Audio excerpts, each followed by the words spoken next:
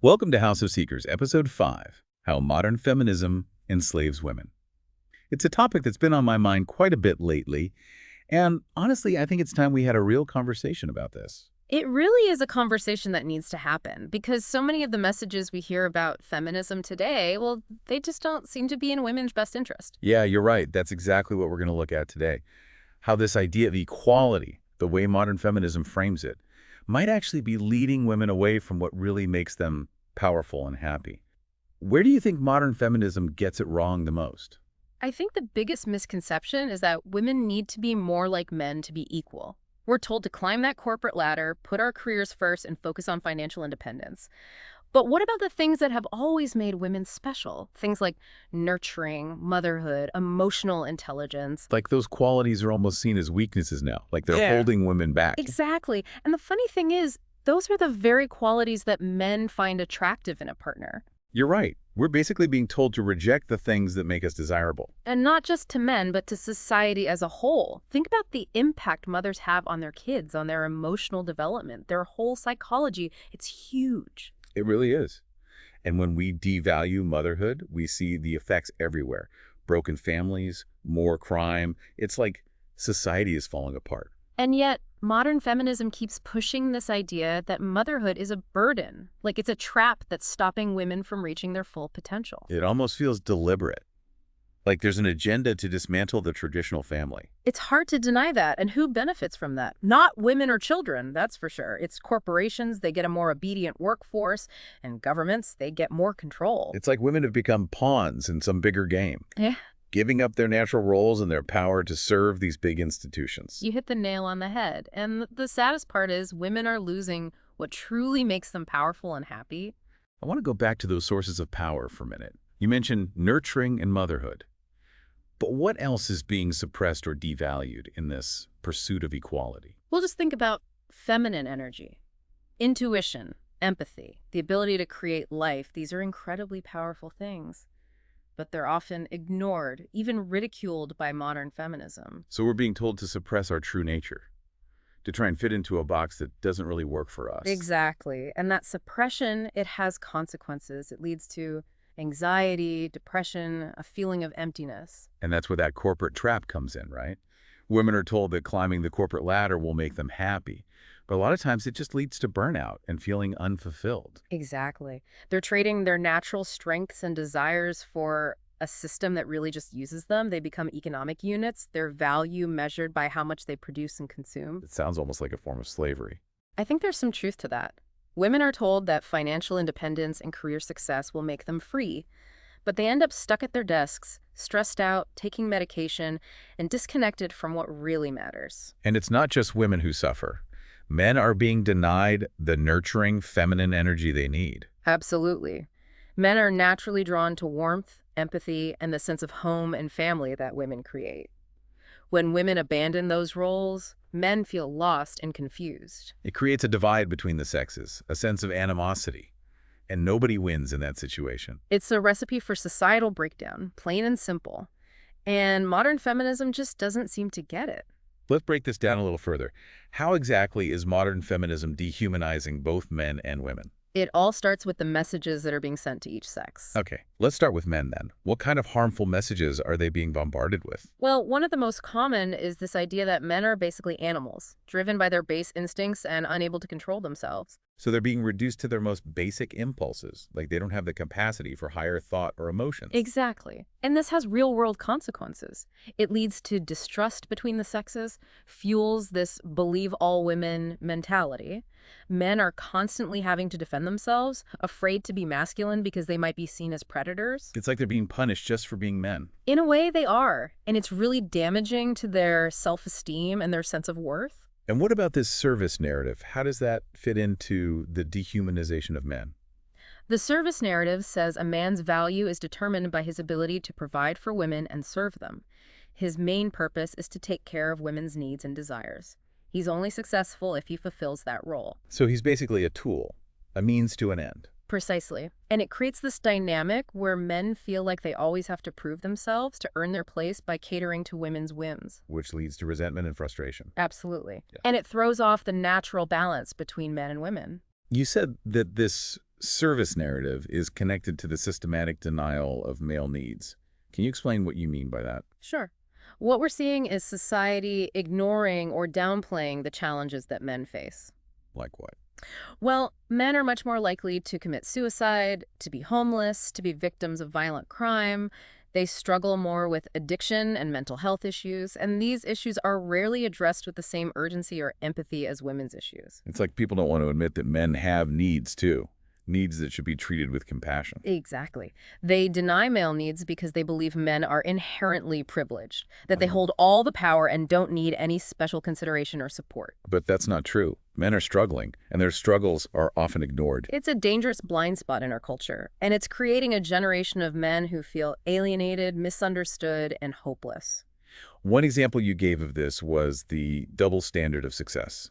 Can you tell me more about that? The double standard of success basically means the same behaviors are judged differently depending on whether it's a man or woman doing them. Could you give me some examples? Think about assertiveness. When a man is assertive, he's called aggressive, domineering, even toxic. But when a woman is assertive, she's praised for being strong, confident, a boss babe. So men are punished for qualities that are celebrated in women. Exactly. And it's the same with leadership. A man who takes charge is seen as controlling, but a woman in a leadership role is applauded for breaking barriers. It seems like there's this underlying bias against men, this feeling that masculinity is inherently toxic and needs to be suppressed. And that leads us to the attack on family formation, which is a major part of this whole discussion. Right. It's really troubling. Modern feminism is constantly attacking the traditional family structure, the one with a father as the head, a mother nurturing the children, and the kids raised in a stable and loving home. It's like they're demonizing the idea of a father as a strong and loving leader. Exactly. We're always hearing messages that fathers are incompetent, useless, or even potential abusers. No wonder so many men are hesitant to be fathers. And the consequences of this attack on fatherhood are devastating for kids. Children who grow up without their dads are more likely to be poor, have behavioral problems, and struggle in school. It's a recipe for chaos. It is. And yet, modern feminism keeps trying to dismantle the very structures that support children and families. We're seeing the results of this play out in real life, and it's not good. It's really sad. And the worst part is it's all being done in the name of progress and equality. How does this hidden deception actually show up in women's lives? Think about the qualities we usually associate with being feminine: nurturing, empathy, emotional intelligence. Modern feminism doesn't just devalue these, it actually demonizes them. So instead of celebrating these strengths, women are told to suppress them, like they're weaknesses that are holding them back from equality. Exactly. And the ironic part is that those are the very qualities men are drawn to in a partner. We're being trained to reject the things that make us uniquely feminine, the things that actually attract men to us. Not just men, but children too. Think about the bond between a mother and her child. It's based on this deep feminine energy, nurturing, empathy, unconditional love. That's what creates a safe and secure environment for a child to thrive. You're absolutely right. And yet modern feminism tells women that motherhood is a trap, that it'll ruin their careers and hold them back. They encourage women to outsource their maternal instincts, to see childcare as just another chore to delegate. We're being told to reject our natural instincts, to see motherhood as a burden, not a blessing. It's really quite sad. We're losing touch with what it means to be a woman. And we're raising a generation of children who are starving for that deep connection only a mother can provide. You mentioned before that this focus on external achievements dehumanizes women. Can you explain that a little more? Sure. In the eyes of modern feminism, a woman's worth is often based solely on what she achieves in the corporate world.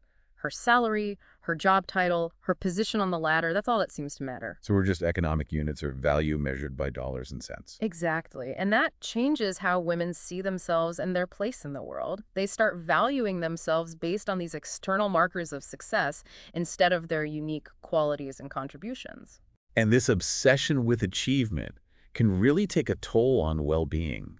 We see so much anxiety, depression, and burnout in women trying to have it all. They're sacrificing their health, their relationships, their very souls for their careers. And the sad thing is, a lot of them never even reach the top. It's like they're on this endless treadmill, running and running, but never really getting anywhere. And in the process, they lose sight of what truly matters: connection, purpose, fulfillment. That's exactly it. Well, And this brings us back to the corporate trap we discussed earlier. The corporate world, with all its competition, long hours, and pressure, just doesn't work for women. It goes against our natural rhythms and needs. So it's like we're being forced into this masculine model of success, even though it goes against our nature. Right, and that's where modern feminism's anti-female stance really shows. Instead of celebrating what makes women unique, it tries to erase those qualities and make us into copies of men. What are some examples of this anti-female stance? Well, think about how we talk about menstruation. It's often seen as a burden, a problem that needs fixing. Instead of a natural part of being a woman, it's medicalized, made into something to be ashamed of. And what about pregnancy and childbirth? Often treated like medical emergencies, traumatic events that need to be controlled and managed, the natural process of bringing life into the world is met with fear and distrust. Even motherhood is sometimes seen as something that will hold a woman back in her career, like it's a trap. Exactly. Instead of celebrating it as this powerful, transformative experience, it's presented as a burden, a sacrifice that'll prevent women from achieving their true potential. It's no wonder so many women are unsure about motherhood. The messages they're getting are so confusing and contradictory. That's right. And this confusion is made worse by the destruction of traditional female support systems. What kind of support systems are you talking about? Think about the wisdom that used to be passed down from mothers to daughters, generation to generation.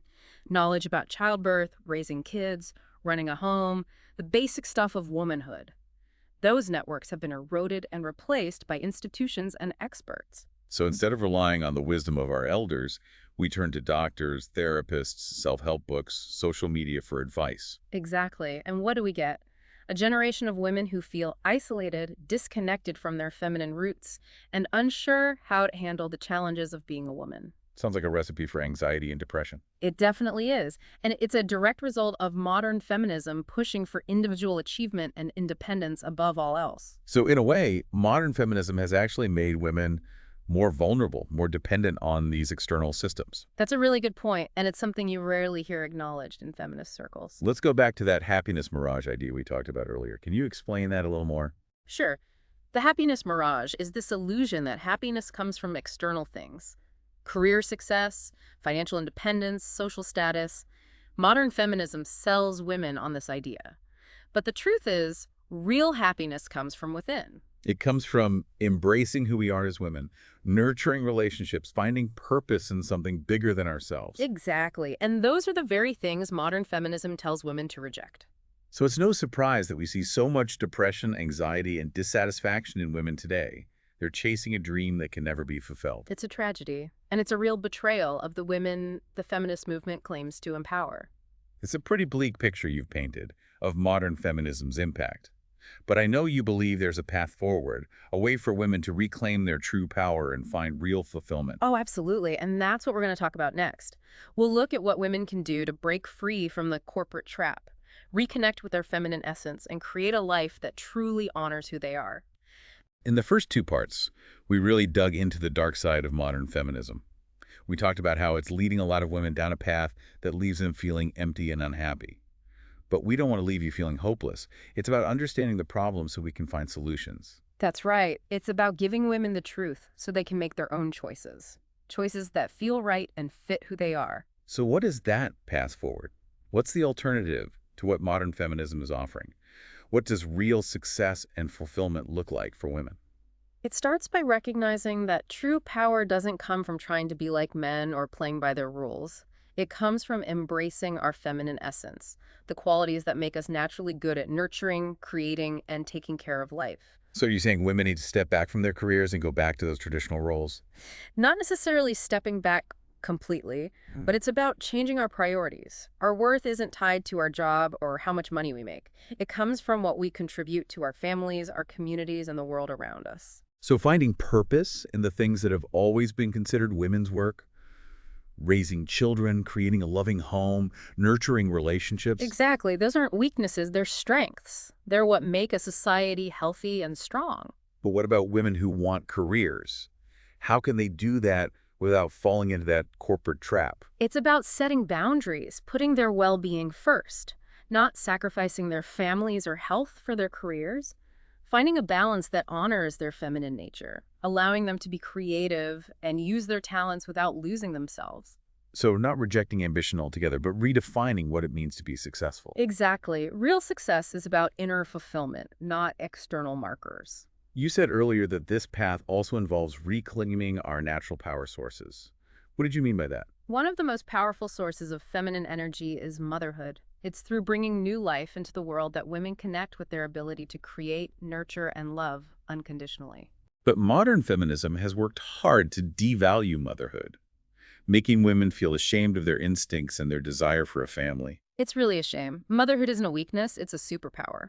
It brings incredible strength, joy, and fulfillment. It's something to be celebrated, not condemned. Absolutely. We need to change how we talk about motherhood, to honor mothers for their sacrifices and recognize how important they are in raising future generations. What about female friendships and community? How can we rebuild those support systems that modern feminism has torn down with its focus on individual achievement? It's about choosing real connection over superficial networking, finding women who share our values, who understand the importance of family and tradition, and who will be there for each other through thick and thin. Creating those sisterhoods that have always sustained women. Exactly. Those sisterhoods can offer the wisdom, guidance, and support we need to navigate being women, to embrace our roles, and to create a life that is both meaningful and fulfilling. So the path forward is about rejecting the lies of modern feminism and accepting the truth of our feminine nature. It's about rediscovering the joy and power that come from nurturing, creating, and caring for life. It's about realizing that true fulfillment doesn't come from climbing the corporate ladder, but from building strong families, having close relationships, and contributing to something bigger than ourselves. That's a powerful message of hope and empowerment. I think a lot of women are ready to hear it. I agree. Women have been lied to for too long. It's time to reclaim our truth and create a world that honors the beauty and power of women. Thank you for joining us on this journey. We hope this conversation has made you question what you've been told and embrace who you are as a woman. Remember, true power comes not from fitting into the world's expectations, but from owning your unique gifts and talents. It's time to step into your power, embrace your femininity, and create a life that truly fulfills you and aligns with your soul's purpose. Thanks for listening.